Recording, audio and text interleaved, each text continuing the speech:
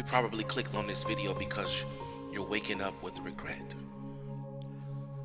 Maybe it was something you said. Maybe it was something you didn't say.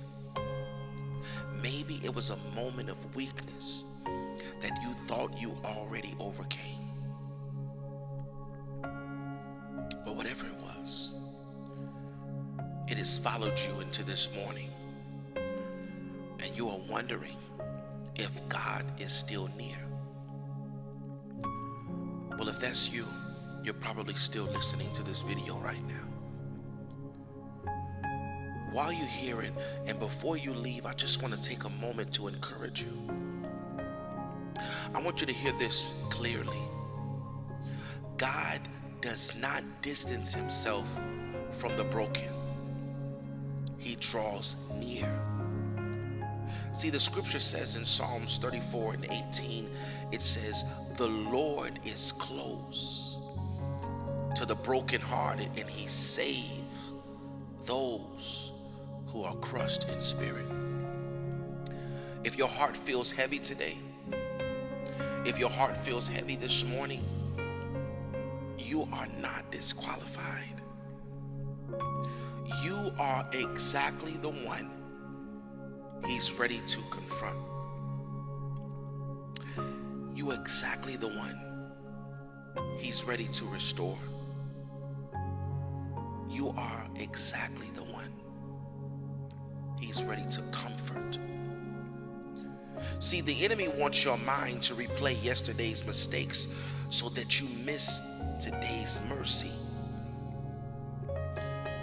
But God's word says his mercies are new every morning, not recycled, not delayed, but new. That means there's fresh grace for you today, right now. So don't let guilt define you. Let repentance realign you. Because every mistake is an opportunity to return. And God is not counting how far you fell. He's watching how quickly you turn back. So before you leave, let me pray for you. Father God, in the name of the Lord Jesus Christ, I come to you this morning on the behalf of the one who was listening that woke up with guilt in their heart.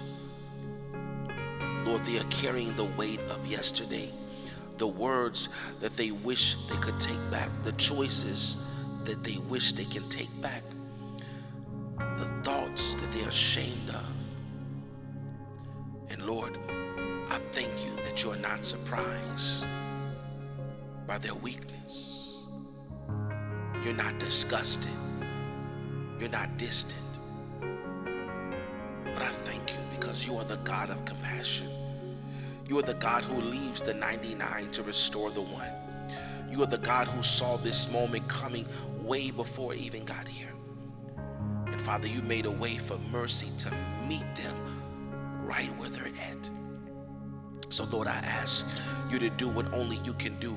Father, cleanse their conscience, quiet the accuser, and remind them that if they confess their sin, you are faithful and you are just to forgive them of their sin and to cleanse them from all unrighteousness. So Father, let them feel that cleansing right now.